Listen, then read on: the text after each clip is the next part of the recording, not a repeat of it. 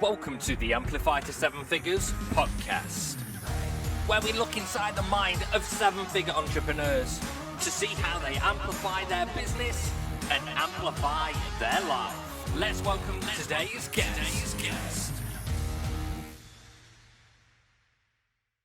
Welcome to the Amplify to Seven Figures podcast. Today's guest is a sales expert and helps 7- and 8-figure CEOs generate daily sales on demand without more of their time by building and training high performance sales teams. Ryann is passionate about helping successful business owners take back control of their revenue in their business, their time, and their freedom by building profitable sales teams. With her business partner, Kelly Roach, they are on a mission to free CEOs from that role of being that salesperson in the business. And before starting her own business, she actually spent 15 years in the corporate world building multi-million-dollar sales organizations for startups and digital marketers in the advertising space. From sales reps to individual contributors, director of sales, she has mentored, managed, and trained thousands of sales reps. Please welcome to the show, Ryann Dowdy. Hey there, how are you? I'm excited to be here. I am super duper excited as well. I think you've got a lot of real good value that you can share as well. And I love the fact, Ryann, as well, that you've been on the corporate side of things. And then you've also been on the entrepreneurial side of things. So let's just start off there. So you spent 15 years in the corporate world and then you made the shift to running your own business and growing that. So why are you so passionate about helping CEOs have these high performance sales teams? That's a really great question, and Paul, and it really comes down to what we see, the numbers. You all know the numbers because you're, high performers, but generally speaking, right? Like there's a very small percentage of businesses that hit the 7-figure mark, right? Definitely a very small percentage of female businesses that hit the 7-figure mark. And then oftentimes what winds up happening in online entrepreneurship is a lot of burnout, or we create businesses that aren't sellable, or there's no legacy in that business because we are the face. So for me, the passion comes to, all of us started. I've yet to meet an entrepreneur who didn't start a business that was tied to a passion of some kind, right? A bigger picture, wanting to make an impact in the world. But what we do is we shorten our impact. If we are the primary revenue driver in our business, if we are the only person who can actually show up and get the thing done and add revenue to our business, we didn't create freedom, right? We don't get to, we limit the impact we can make when we are the person that has to touch all of those things. So for me, the passion is about empowering, CEOs and entrepreneurs to look at what our friends in the more traditional corporate space are doing, right? Like why do, there's not a, Fortune 500 company out there that doesn't have Salesforce, right? That doesn't have a team of some capacity. And so we're over here, in entrepreneur land trying to figure out why we can't get over there. And it's that sales gap. It's really interesting. And do you see a big difference in the mindset then of the people when you come into these kind of companies where is it more of a limiting belief kind of thing that people have around the sales teams, or is it just like, or are they actually a little bit more flexible than the corporate world? I think it's a couple of things. I think part of it is a limiting belief, right? Because it's not talked about a lot, in online entrepreneurship. It's not at all. So there, people are like, oh, well, I'm watching all these other people over here do this thing, and I want my business to look like theirs. And so we don't talk about it enough. So I think some of it's limiting belief. I think some of it is skill. Many of us didn't start businesses to be salespeople. We just wound up having to be the primary salesperson in our business to grow. And so, we're like, I don't know this area feels scary. It's not my zone of genius. How am I going to train and manage a team of people that are not in my zone of genius?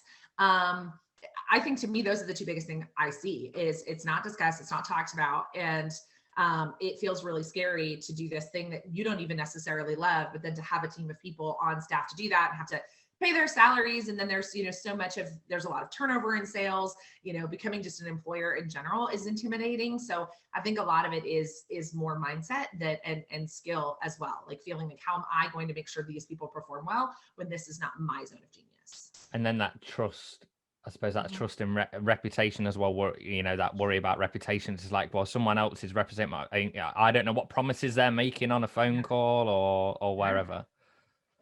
Absolutely. Yeah. There's definitely that fear as well, as they're not going to do it as well as I am. And to me, it's like newsflash. They're not going to do it as well as you are.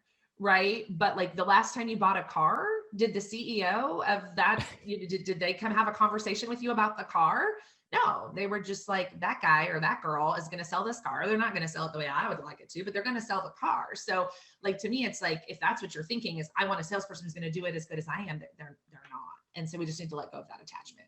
Yeah, I can certainly relate to that. I remember I used to be part of a mastermind, and one of the CEO of one of the companies said, I always look for my staff to do 80-20 rule. So as long as they do 80% of the level that I do at, but I set the bar that high, that 80% is okay. So that's a really interesting concept there, Ryan. And Yeah. now I saw the other day, I saw a Facebook post and someone said they'd had 40 sales calls booked in and they didn't close a single one of them. Not a single cent on the whole sales team. And the sales team just went, yeah, they weren't qualified. What mistakes do you think that most companies make when hiring salespeople? So I think that we put a lot, the sales are the only role, and granted my career's in sales, so my viewpoint is probably skewed, but like sales is the only role that we're like, they should just be able to figure this out on their own, right? Like we hire salespeople and we just set them loose, go sell something, and we're going to determine if you get to work here based on the revenue that you generate for this business. And I'm not saying that we shouldn't do those things, but I think the mistake that we make is looking for someone who can already do it instead of being prepared or assuming that they can't. Like when I train salespeople in the corporate world, I don't care if you brought me 20 years of sales experience. We were starting at square one, right? We were starting at square one. And I think that in entrepreneur land, because we move so fast, we don't do that. We're like, okay, Paul, go. Like we hired a VA and we were like, here's a handful of Loom videos, go, right? We hired a bookkeeper or a CFO and we were like, here's all my junk, go. It doesn't work that way in sales, right? So I think the mistake is we think that it's like a Loom video and like, a few emails and they're off to the races. And because sales is so nuanced and because they are an extension of your brand, so much of that is, something that we make the mistakes as the business owner of not setting our sales team up for success. And then, ultimately, if my team booked 40 sales calls and got zero yeses, like to me, that's my responsibility, right? I'm jumping into 4-legged sales calls. I'm recording those sales calls so I can coach them. I'm also going through their leads, right? I mean, there's some audiences that are extremely easy to book sales calls with. That doesn't mean they belong on your calendar. Right. And so sometimes too, I think we give the number of the goal is go book 40 sales calls. And they're like, cool, I'm gonna book one with my sister and one with my uncle and one with my cousin, because you're managing me to just go book 40 sales calls instead of I need you to bring me 3 sales this week. And my goal is that you get that done in 12 sales calls. And here's who you need to be on the phone with. And this is what this looks like. Record your sales calls. Like I said, watch me run a sales call. Book a sales call, I'll run it, you watch, right? Book a sales call, you run it, I watch. Book a sales call, record it. And we're constantly coaching and performing and improving in real time. Yeah, it's interesting because I was actually training my team on a similar teaching process last week where, when they talk about courses and they say like DIY courses done with you and done for you, it's the same in reverse when you're teaching someone. You say you like I'll do it for you and then we'll do it with you and then you do it yourself and I just watch. Yep. Yeah, that's it's interesting how those things all come back around, right? Isn't it? The same thing we want our clients to do, the same way we want our clients to implement what we teach them. Like we need to do that the same thing with our team. Now you just to caveat this, you seem like a really, really friendly person, really lovely person. However, a lot of sales teams get a bad rep, right? Like when you think of a salesperson, you think of this used car salesman, who just keeps going back to the boss and going, yeah, I think we can drop the price a little bit more. So what do you think makes a great salesperson? Someone who is excellent at human to human connection and building relationships. Okay. And it's always my biggest qualifier. Like, can you connect, right? Are you good at building relationships? Are you good at problem solving? Like I'm looking for the people skills. I can teach the sales skills. I can teach my product. I can teach all of that. I'm looking for the interpersonal skills personally. So I'm intrigued by that. How do you spot someone who has those characteristics from initially bringing them on as a salesperson? So how do you vet them in that way? Or do you actually go, okay, I'm going to teach you those skills? Those skills are hard to teach. Unfortunately, I wish, Paul, that there was like a secret sauce for this. A lot of this is it's gut. It's go with your gut. Do you want to talk to this person? Do you trust them? Do they elicit confidence in you? Do you want to be around them? Are they somebody who you find interesting? And some of these things can be found online, right? Like you can go to somebody's LinkedIn profile and read through their content or read through the comments that they're leaving in other places and be like, is this my person? Like, how do they show up online, right? You could even go to somebody's Facebook feed who's not in business, right? And go through and just, how do they show up? How do they represent themselves? What kind of person are they? And I wish I could tell you I was lying, but like I have disqualified people from a Google search. Like I've gotten an application, and I've been like, ooh, this person looks good. And like 4 minutes on social media and we're like, nope, this is not my person. So some of it is just what I can tell online about how they show up. But then also have a conversation with them, get on the phone with them, have them record a video and send it in, right? For me, so much of that, will show up. Like, are they engaging? Do I want to talk to them? And like I said, I think I am extremely fortunate in my years of selling and being in sales. Like I'm a really good judge of those things because I've had so many conversations. I mean, literally, I can't even count the number of conversations that I've had with prospects, with sales reps, ride-alongs in, 4 different states in one day. Like, I mean, I have talked to a lot of people. So for me, it's just go with my gut. Like, no, yes. Ooh, yeah, I like that. So for me, it's trust your gut. It's always the best judge. It's always the best judge of character. I like that about the video, something that we implemented on our last hire because it was a VA position. We had so many applications. It was like over 100 applications. So it was like, okay, how would separate that down? And we added in send us a 15-second video. I think that, and like, then you get a very good idea about, like, say, you don't need a lot of time to see how people show up.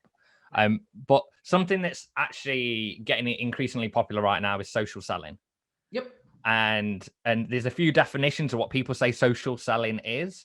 What's social selling, your definition of social selling, and how is it different from traditional sales? Sure. Social selling, my definition of social selling is leveraging social media as a sales tool. Very simple. How is it different than traditional selling?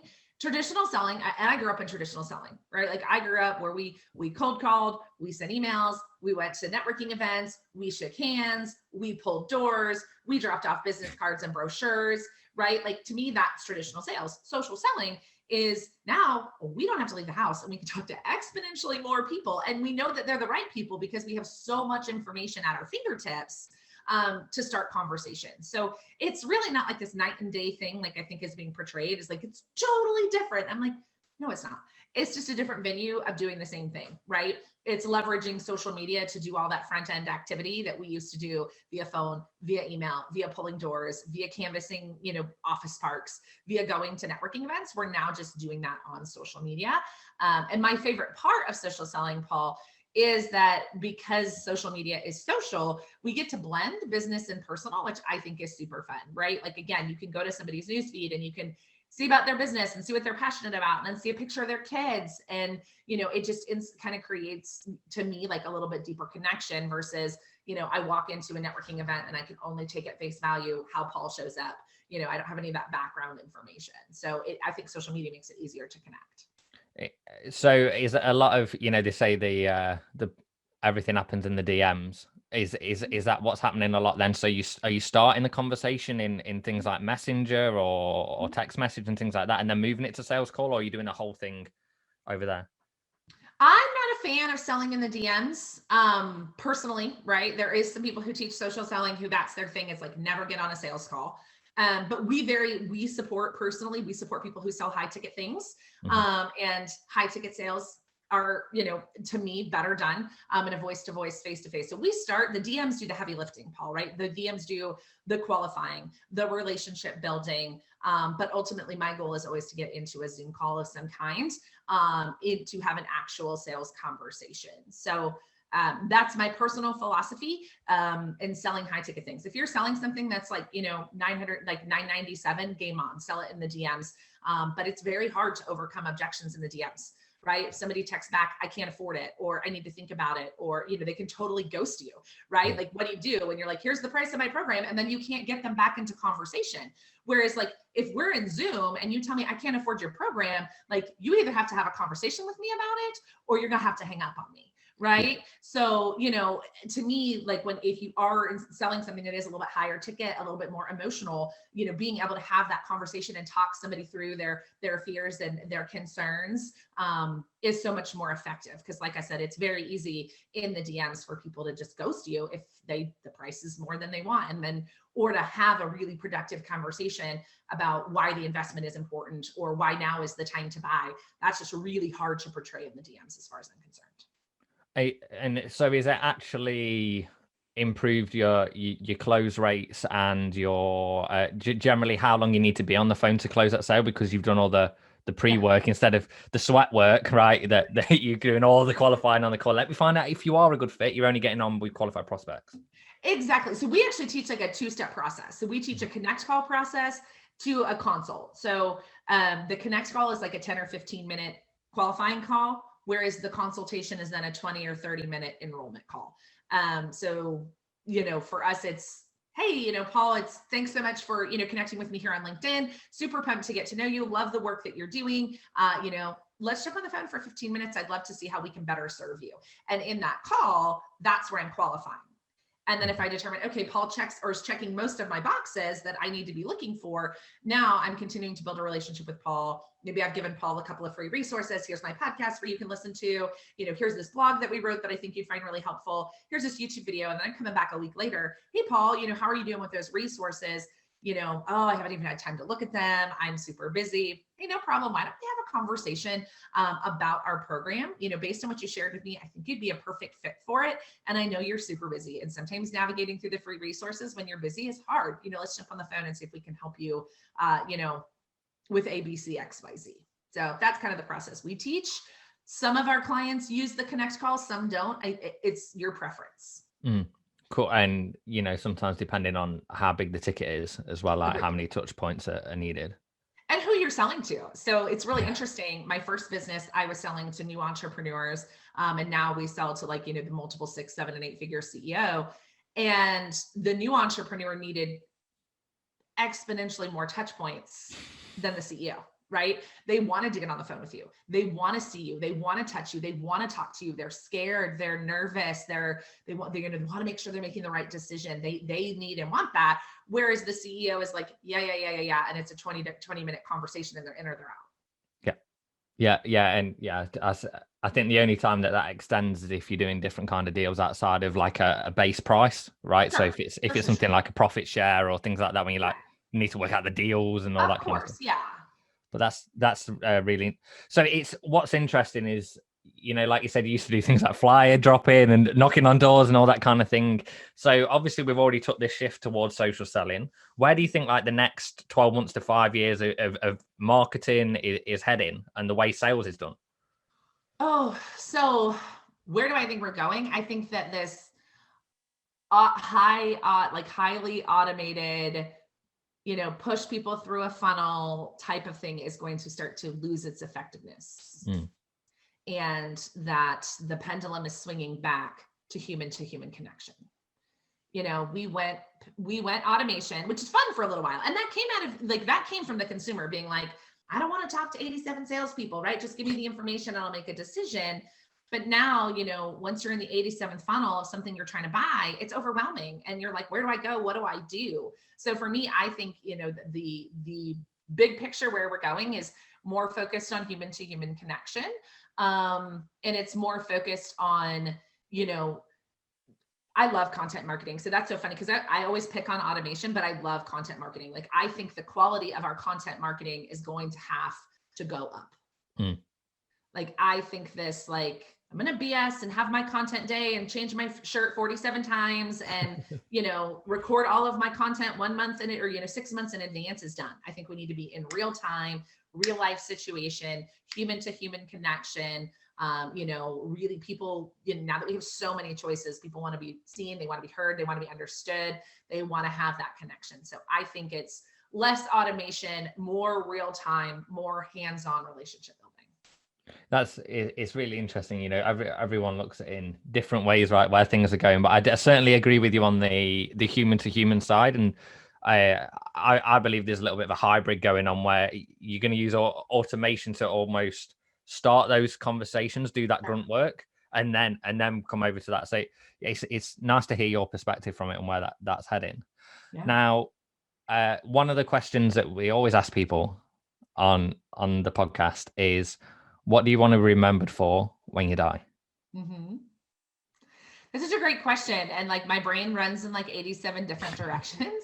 Because then I'm like, but I'm a mom and I'm a this and I'm a that, but we're here talking business. So for me, I want to be known for revolutionizing the sales process. I want to be known for bringing back the human to human connection in sales. I want to be known for being focused on compassion and problem solving, and sales being a really fantastic career that is lucrative and exciting and a respected industry. I want people to look back and be like, hey, that woman really, A, she put a female face in sales, which doesn't really exist right now. And then B, she really made us realize that sales is actually a fantastic career as a salesperson. And then also for CEOs and business owners and entrepreneurs, really empower them to embrace, having that sales team that drives revenue without them. What's interesting, you mentioned about being a female entrepreneur in sales. Do you are a lot of your sales team female as well? Yeah. And is that something that's you feel it maybe is even an advantage? Of course. Yeah. I mean, in general, I don't care how you slice it. I don't care what you believe, in any way, shape, or form. Women are known for connection. That's what we're really great at. I did not go out to recruit a female sales team. I attracted a female sales team because I'm a female sales leader. I would 1000% hire a man any day of the week. For me, I'm not just like, oh, I only want women. I think that there are advantages on both sides. I think that men have some strengths that make them great salespeople, but I think that women have, that connection and that empathy. They do very, very well. Yeah, I think empathy is the key. Not great at that part as a man. But again, there's an advantage to that, right? Because where a woman's like, well, I don't want to be too pushy, or I don't want to push here, or I don't want them to feel a certain way. Sometimes men are like, hey, game on, man. You told me you wanted this. I'm going to help you get it. Are you in? Are you out? So for me, ideally, in a perfect world, we blend those personality traits. That's interesting. Do you feel sometimes when you're coaching your own sales teams and you have to almost train that part into them a little bit more to push that a little bit harder? Yep, 100%. Otherwise, they say we had a great conversation. Right. Yeah. No, I train a lot on that side of things, of letting go of the judgment of the person on the other side and doing what's in their best interest. And if you truly believe the product or the service that you sell is in their best interest, it's our job to tell them that. Yeah, 100%. So, Ryann, it's been fantastic having you on the show. What is one quick win that people can use to amplify their business today? Absolutely. For me, it's go talk to people. Stop hiding behind your email. Stop hiding behind content marketing.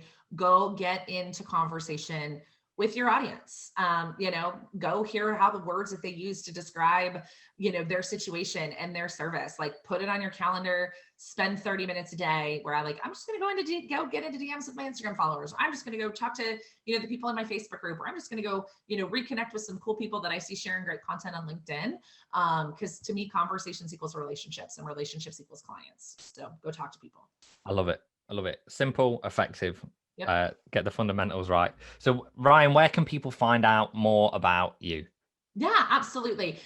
So you can follow us on Instagram. We share a ton of great resources over there. It's at Social Sellers Academy is our handle.